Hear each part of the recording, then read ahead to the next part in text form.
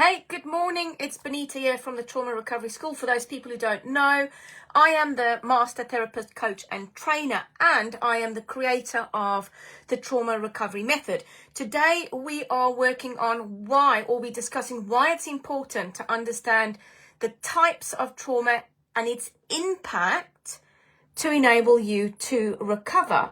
Now, understanding the types and the impact of trauma is an absolute crucial step, because each type of trauma, whether it's emotional, physical, or it stems from a childhood experience, affects you in a very unique way. And by learning to recognize the specific nature of your trauma, you can better understand your feelings, your reactions, your behaviors, which of course is absolutely essential for you to be able to heal yourself.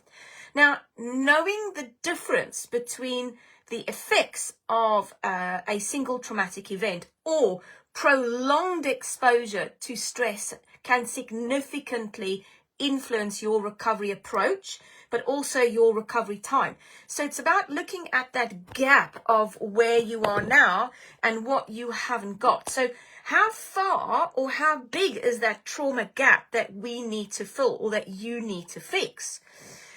Trauma also, we have to be very, very aware of how it impacts your mind, but also your body, because it causes the symptoms that you see but don't understand.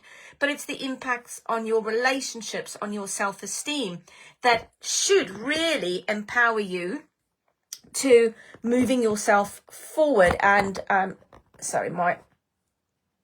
moving yourself forward.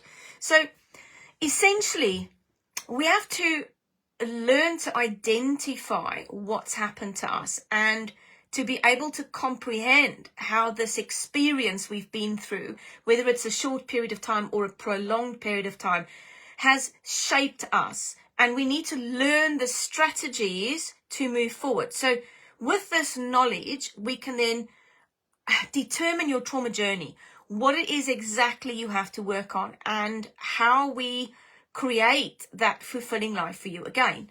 So there are various types of trauma. We have physical trauma, we have emotional or psychological trauma, we have childhood trauma, there are complex trauma, trauma from abuse and from violence, we have secondary trauma, we have trauma from grief and loss, we have post-traumatic stress trauma, and we have developmental trauma. But I'm going to focus on one of these. In our Trauma Recovery Method program, we deal with and learn to identify all of these different types of trauma, the effects it's had on us, and the reason for our behavior. Because number one, learning is power. And number two, self-awareness is the first step of getting yourself better. So, childhood trauma. I'd say probably 80% of the clients who come and work with us have had some sort of childhood trauma, or they've recognized they've had childhood trauma and the impact on their life has been significant.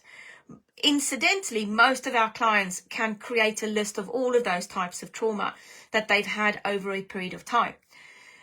So what is childhood trauma? It falls under abuse, neglect, or even witnessing domestic violence in the home.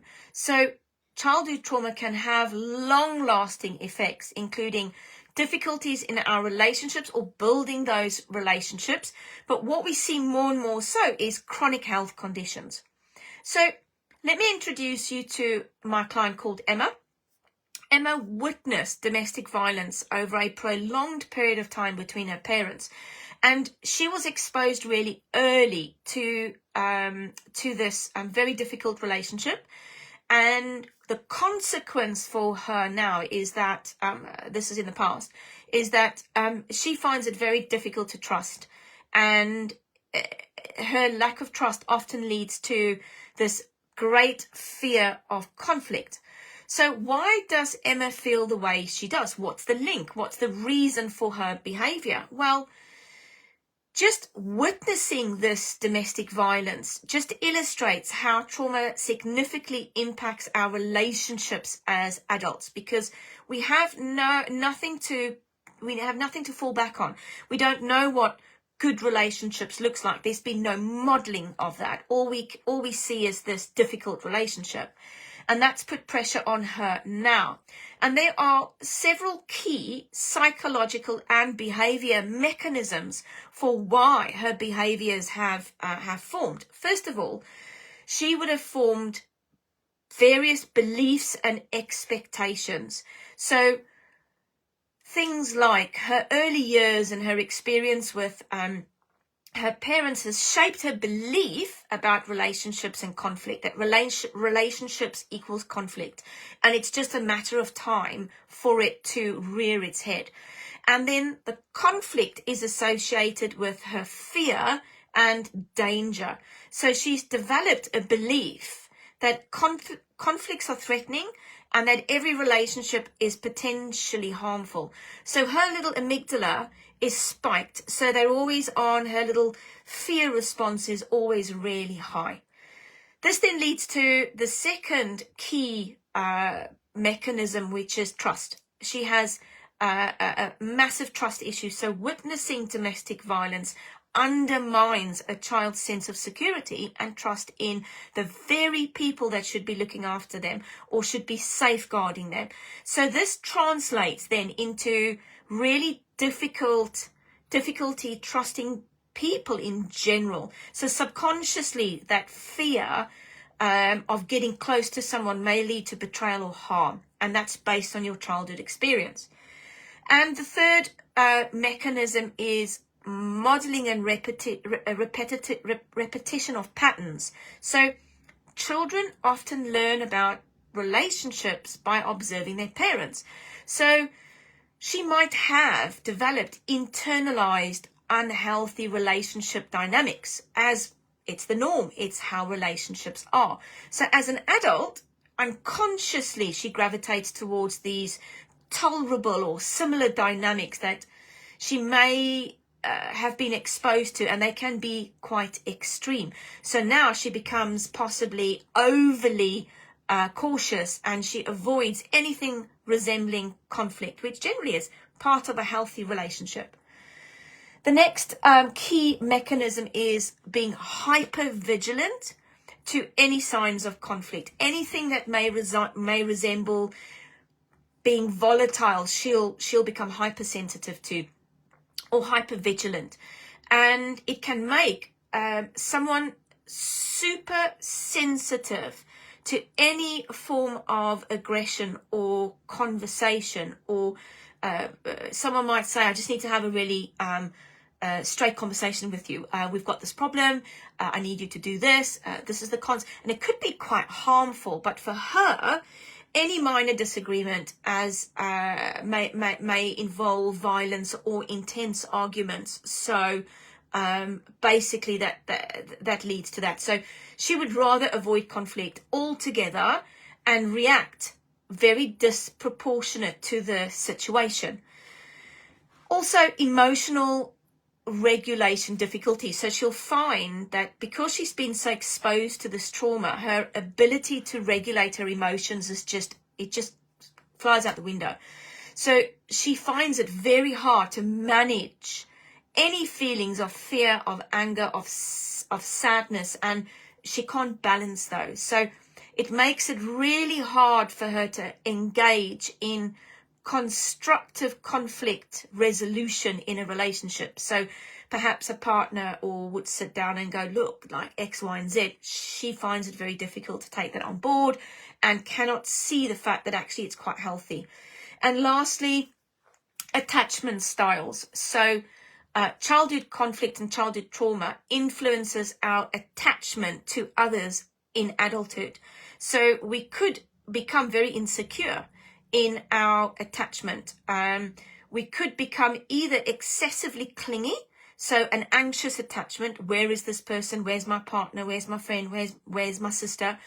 or an extreme need for independence and emotionally distance ourselves. So we avoid attachment. Like attachment means like things are going to go wrong.